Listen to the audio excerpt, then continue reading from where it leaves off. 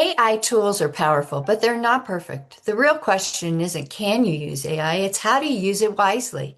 Hi, I'm Debbie, the Director of Research at Emergenetics, and I use AI quite a bit in my day-to-day work. Using the four Emergenetics Thinking Attributes can give you a unique superpower for evaluating what AI tells you. Whether you lead with analytical, structural, social, or conceptual thinking, or some combination thereof, there's a lens here that's natural to you. Let's walk through each one quickly. When vetting AI tools from analytical, I'm asking, is this logical? Where's the evidence? AI can sound confident while being completely wrong, so trace the logic and check the sources. I want to know, can I verify this with a credible source? I am also checking if this information might be outdated. AI can construct arguments that sound rational but contain flawed reasoning. I need to know if I can confirm the logic. Remember, the analytical attribute reminds us that curiosity and skepticism aren't obstacles, they're superpowers.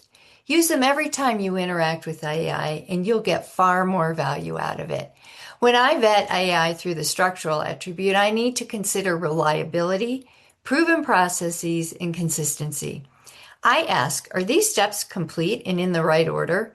Has this approach been proven and is this consistent?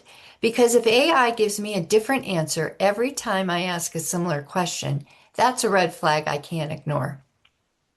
If AI gives you a process, test it. Are the steps complete? Are they in the right order? How would this actually work in practice?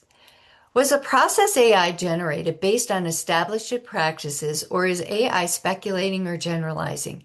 Remember, the structural attribute reminds us that reliability matters. AI should earn your trust. The way it earns it is by holding up under real-world scrutiny. You know, the social attribute focuses on how this affects people.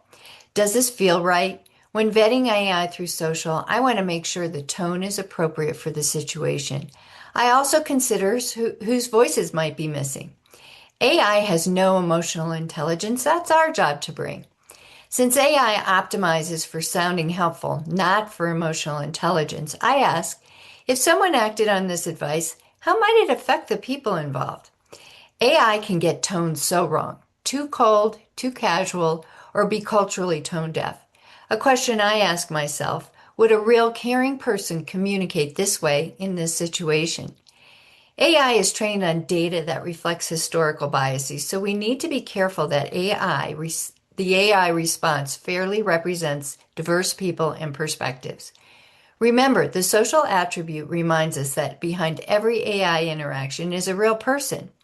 Keep humanity at the center because AI never will on its own.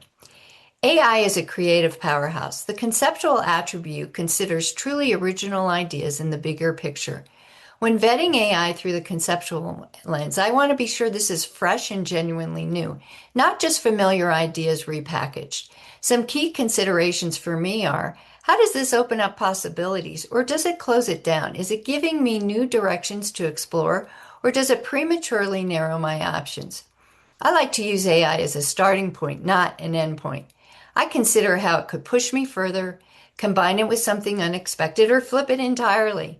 Remember, the conceptual attribute reminds us that AI is a tool for imagination, not a replacement for it.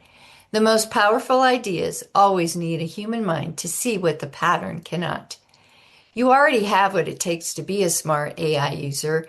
Remember to use your superpowers, the four Emergenetics Thinking Attributes. When you do, you'll be able to use AI with intention and confidence.